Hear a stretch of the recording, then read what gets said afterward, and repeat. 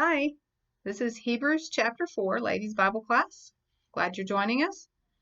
All right, so chapter 4, our little key phrase is the rest that he swore, and I would add a better rest. Chapter 3 ended with a discussion about how the Israelites who were unfaithful did not get to enter into the land that God promised them. They were unfaithful.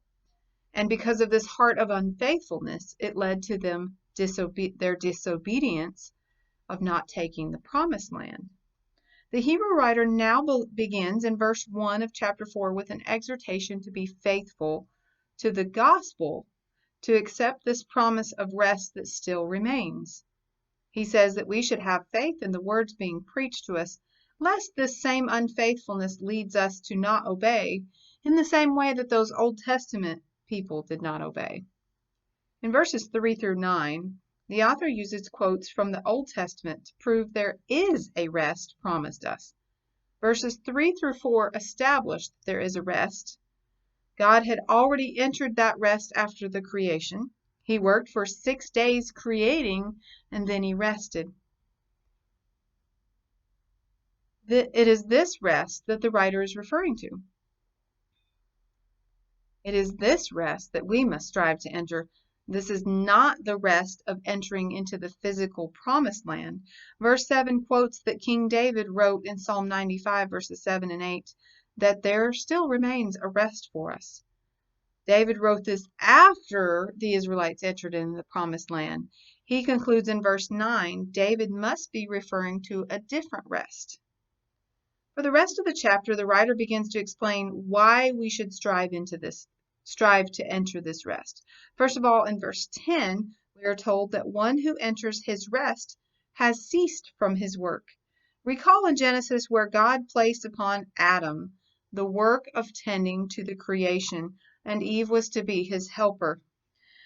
The New Testament also tells us that we are created for good works, Ephesians 2:10. Our lives here on earth are to be filled with labor. But Hebrews tells us when we enter into God's rest, that labor will cease. What a wonderful thought. Verse 11 again brings another admonishment.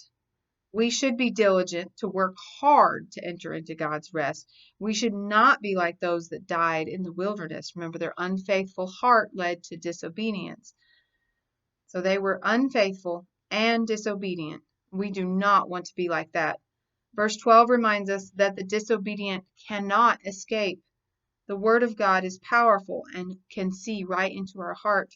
Recall Ananias and Sapphira, how they lied to God, and they both died for it. They lied to God, but God knew the truth. This is in Acts 5. We cannot be unfaithful and escape God's wrath.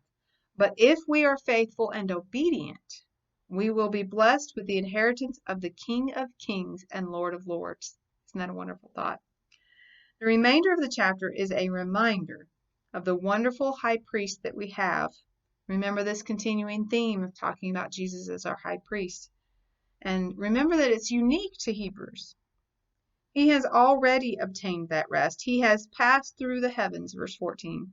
There is a reminder in verse 15 again of how he became human, and therefore he can sympathize with our weaknesses and how he himself was tempted while on earth. This thought will be expanded upon in the next chapter. Sprinkled throughout this section are a couple more admonitions. Verse 13 says, "Let us hold fast our confession." Here we have another nautical term. So I'd read that sailors sometimes they because they hold the rope, they would put the word hold, 4 letters on one hand, fast on the other hand, to remind each other to hold fast, because that rope was a lifeline to their ship.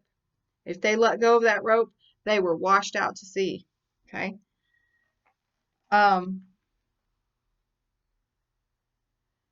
So this is the same idea. We need to, through faith, hold tight to those things we know. Remember that better knowledge from chapter 2? The things we were taught, we need to be studying daily. This is what will sustain us and hold us firmly in his truths. In verse 16, we come to the final admonition in this chapter. The writer tells us we can come boldly to the throne of God to ask for mercy, to find grace during times of need. I'm reminded about Queen Esther. When her people, it was ruled that her people were going to be slaughtered on a certain day. She could not just go into the king without an appointment. I mean, she could, but she risked angering the king. But he held the scepter, which gave the authority of his kingdom, and he held it out to her when she came into his throne room as a sign of the grace and mercy bestowed on her. So isn't it wonderful that we can come boldly and ask God for the grace and mercy that we need? So may we be bold enough to enter into his throne room through prayer to ask for this. The writer says, since we have this wonderful high priest, we do have this ability now to approach the wonderful, all-living, and all-powerful God. Isn't that an amazing thought? While the word better does not appear in this chapter, the idea we have that we have a better rest is certainly implied. Also note how many times the word rest appears here. I encourage you to circle them all. So here's our keyword and phrases review. And remember, this came from Rob Whitaker from his lesson on Hebrews Simplified. Okay.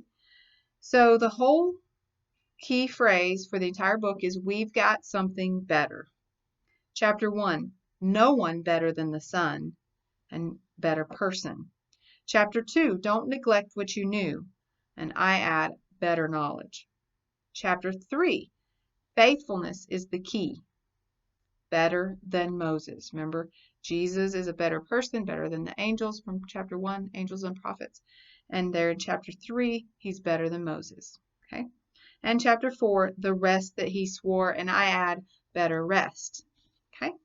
That's our lesson for this week. Thank you for joining us.